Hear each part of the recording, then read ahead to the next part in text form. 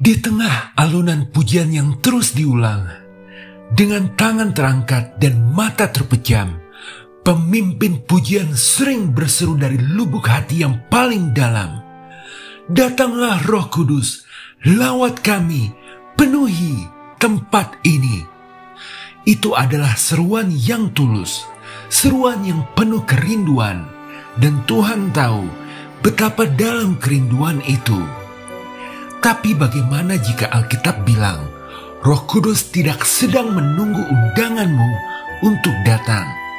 Sejak hari kamu percaya, Dia sudah tinggal di dalammu, bukan sebagai tamu yang datang dan pergi, tapi sebagai sahabat yang tak pernah meninggalkanmu.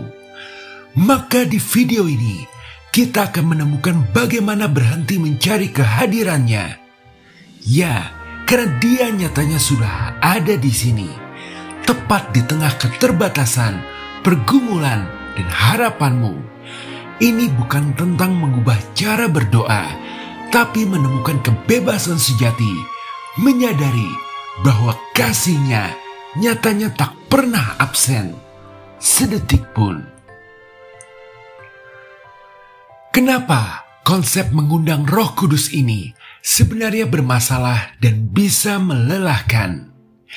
Jawabnya, karena saat kita berkata, "Kami mengundang," secara tidak sadar, kita menempatkan diri kita sebagai tuan rumah dan Roh Kudus sebagai tamu. Seolah-olah Dia baru akan datang kalau kita sudah siapkan karpet merah yang sempurna, yakni hati yang super kyusuk, pujian yang paling merdu, atau suasana yang paling sakral. Akibatnya, kalau kita tidak merasakan apa-apa saat berdoa, kita langsung merasa gagal. Mungkin doaku kurang tulus, atau mungkin hatiku belum siap. Yang terburuk, apa gara-gara tadi ngedumel atau abis buat dosa ya? Bebannya jadi ada di kita. Kita sibuk mempersiapkan pesta penyambutan untuk pribadi yang sebenarnya tidak pernah pergi. Padahal janji Yesus di Yohanes 14 ayat 16-17 sangat jelas. Dia berkata, "Aku akan minta kepada Bapa, dan Ia akan memberikan kepadamu seorang penolong yang lain, supaya Ia menyertai kamu selama-lamanya, yaitu Roh kebenaran." Perhatikan kata kuncinya, selama-lamanya, bukan kalau diundang, bukan kalau kamu layak, tapi selamanya, selama-lamanya. Jadi Roh Kudus bukan tamu, Dia adalah penghuni tetap. Maka sebenarnya perspektif mengundang lebih cocok untuk teologi Perjanjian Lama, di mana hadirat Tuhan ada di satu tempat spesifik, seperti tabut perjanjian. Tapi di Perjanjian Baru, tubuh kita, inilah baitnya. Jadi, jika kita terus-menerus mengundang Roh Kudus, itu ibaratnya kita setiap pagi mengirim undangan resmi ke orang yang sudah tinggal serumah dengan kita. Aneh kan secara logika? Dia mungkin cuma senyum dan berpikir, "Aku lagi bikin kopi di dapur. Kok dia tidak sadar ya?" Namun, sekarang timbul pertanyaan. Tapi kalau kita tidak lagi mengundang Roh Kudus, lalu apa yang harus kita lakukan? Apa kita diam saja dan pasrah? Nah, disinilah letak pergeseran perspektif dahsyat yang sebenarnya yang akan kita bahas di poin kedua. Karena kita berada di Perjanjian Baru, maka sudah seharusnya kita beralih dari mengundang menjadi menyadari. Apa bedanya? Bedanya seperti bumi dan langit. Jadi masalah dasarnya bukanlah tentang ketidakhadiran Roh Kudus, melainkan tentang ketidaksadaran kita akan kehadirannya. Roh Kudus selalu ada dalam diri kita, tapi volume dunia, kecemasan kita, daftar kerjaan kita, dan kebisingan pikiran kita sendiri terlalu kencang. maka kita harus mencari kehadirannya seperti mencari sinyal radio. Ingat, kita tidak menciptakan sinyal itu. Sinyal itu sudah ada di udara. Tugas kita adalah memutar knob frekuensi dengan tepat untuk menangkapnya. Artinya, tugas kita sebenarnya adalah tune in atau menyelaraskan hati dengan kehadirannya yang tak pernah pergi. Lihatlah kisah Elia di 1 Raja-Raja 19. Dia menantikan Tuhan dalam angin besar, gempa bumi, dan api, hal-hal yang dramatis. Tapi Tuhan justru hadir dalam bunyi angin sepoi-sepoi basah atau a gentle whisper. Ini adalah pola ilahi. Suara Roh Kudus bukanlah ledakan emosi, bukanlah tentang penglihatan spektakuler, bukan pula sensasi rohani yang heboh, melainkan bisikan lembut di tengah kesibukanmu. Suara yang hanya terdengar ketika kita memiliki kerinduan untuk mau mendengar. Dia tidak berteriak untuk mengalahkan kebisingan dunia.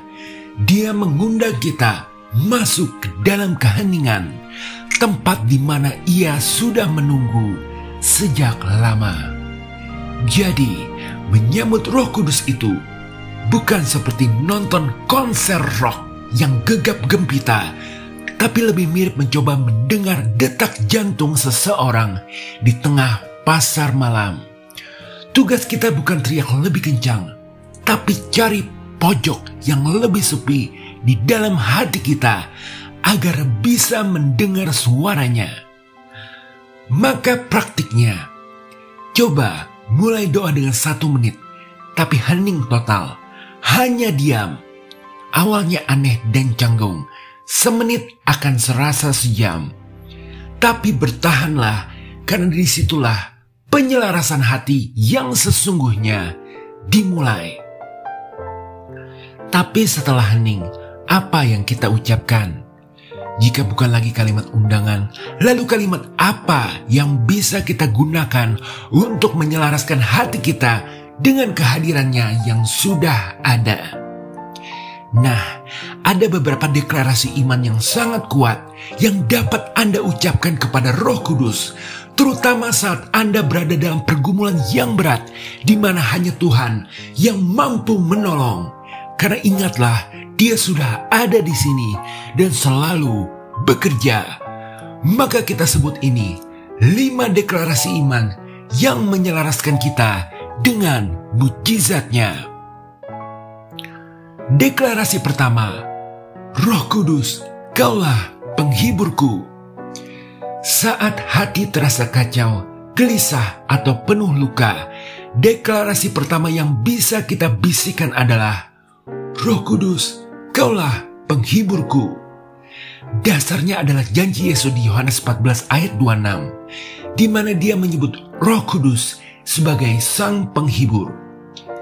Ini bukan sekedar nama, ini adalah fungsi utamanya. Ingat di kitab Kejadian, saat bumi masih kosong dan kacau, Roh Allah melayang-layang, membawa keteraturan dari kekacauan. Roh yang sama itulah yang sekarang tinggal di dalam kita. Jadi, ketika kita mendeklarasikan ini, kita tidak sedang mencoba membujuknya untuk menghibur kita. Kita sedang mengingatkan jiwa kita yang gelisah akan sebuah kebenaran. Sang ahli penenang badai sudah ada di dalam kapal hidup kita. Kita sedang menyelaraskan frekuensi hati kita dengan damai sejahteranya yang melampaui segala akal. Deklarasi kedua, Roh Kudus, tuntun aku ke dalam seluruh kebenaran. Ketika kita berhadapan dengan persimpangan jalan, kebingungan atau keraguan, ucapkan dengan kuat, Roh Kudus, tuntun aku ke dalam seluruh kebenaran. Yesus berjanji di Yohanes 16 ayat 13 bahwa Roh kebenaran akan memimpin kita. Ini mengubah doa kita dari yang tadinya, Tuhan, kasih tahu aku harus belok kanan atau kiri, menjadi sebuah penyerahan diri. Aku percaya Engkau sudah memegang peta dan sedang menuntunku. Mendeklarasikan ini adalah tindakan iman yang memisahkan fokus dari kepanikan kita, mencari jawaban, menjadi ketenangan karena percaya pada Sang Penuntun. Kita mengakui bahwa Dia yang memegang cetak biru hidup kita sudah berjalan bersama kita selangkah demi selangkah. Deklarasi ketiga, Roh Kudus, Engkau tinggal di dalamku. Ini mungkin yang paling fundamental saat kita bergumul dengan dosa atau perasaan tidak layak. Ucapkan ini, Roh Kudus, Engkau tinggal di dalamku. 1 Korintus 6 ayat 19 menegaskan bahwa tubuh kita adalah bait-Nya. Ini fakta yang luar biasa.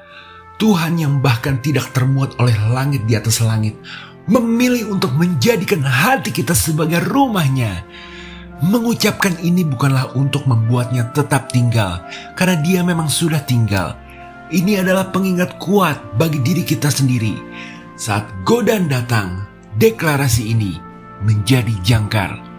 Apakah aku akan membawa kotoran ke dalam rumah di mana raja segala raja tinggal? Ini adalah cara kita menyelaraskan tindakan kita dengan realitas kehadirannya yang kudus di dalam kita. Luar biasa. Deklarasi keempat, Roh Kudus, Engkau kekuatanku dan penolongku. Saat kita merasa lemah, lelah, dan tidak mampu berdoa, ucapkan deklarasi ini. Roh Kudus, Engkau kekuatanku dan penolongku.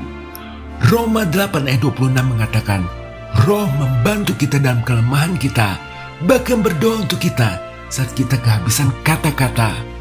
Lebih dahsyat lagi, Roma 8 ayat 11 menyatakan Roh yang sama yang membangkitkan Yesus dari kematian kini hidup di dalam kita. Jadi, saat kita mendeklarasikan ini, kita tidak sedang memohon kekuatan baru dari langit, melainkan kita sedang mengakses sumber tenaga nuklir ilahi yang sudah terpasang di dalam diri kita.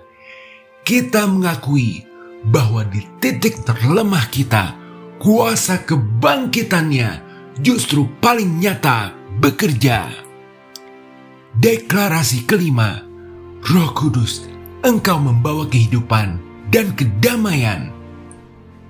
Dan terakhir, saat hidup terasa kering, hampa, atau hidup segan mati tak mau, ucapkanlah, Roh Kudus, Engkau membawa kehidupan dan kedamaian. Roma 8 ayat 6 mengontraskan keinginan daging yang berujung maut dengan keinginan roh yang adalah hidup dan damai sejahtera. Ingatlah, Roh Kuduslah yang menghembuskan nafas kehidupan pada Adam. Maka, ketika kita mengucapkan ini, kita sedang menolak narasi kematian dan kekacauan yang ditawarkan dunia atau perasaan kita. Kita sedang memilih untuk menyelaraskan diri dengan naturnya yang adalah sumber kehidupan itu sendiri. Seperti debu tanah yang menjadi manusia oleh hembusannya, jiwa kita yang kering dapat disegarkan kembali dengan mengakui kehadirannya. Haleluya! Amin. Sekarang sebagai pengingat, jadi inti dari semua ini bukanlah untuk berhenti berdoa, tapi untuk merevolusi cara kita memulai doa. Kita berhenti terobsesi melakukan ritual undangan yang seringkali berujung pada perasaan gagal. Dan kita mulai melatih kepekaan untuk menyadari dan menyelaraskan diri dengan kehadirannya yang setia di tengah kebisingan hidup kita. Roh Kudus bukan lagi tamu yang harus disambut, melainkan sahabat yang menanti untuk didengarkan. Malam ini atau besok pagi saat Anda berdoa, cobalah ini. Jangan mulai dengan undangan, coba mulai dengan hening sejenak. Ambil nafas dalam-dalam dan bisikan saja kalimat sederhana ini. Roh Kudus, aku tahu Engkau di sini. Tolong aku untuk menyadari kehadiran-Mu dan mendengar suara-Mu hari ini. Hening semenit. Setelah itu, ucapkanlah salah satu atau lebih dari 5 deklarasi iman itu. Sekarang, jika pergeseran paradigma ini memberkati Anda, atau jika Anda mempunyai pengalaman seputar hal ini, bagikan pemikiran Anda di kolom komentar. Mari kita berdiskusi. Tekan tombol like jika berkenan dan subscribe, agar kita bisa terus menemukan pengharapan dan tujuan ilahi bersama-sama di tengah keterbatasan dunia ini. Terima kasih sudah menonton. Tuhan Yesus memberkati.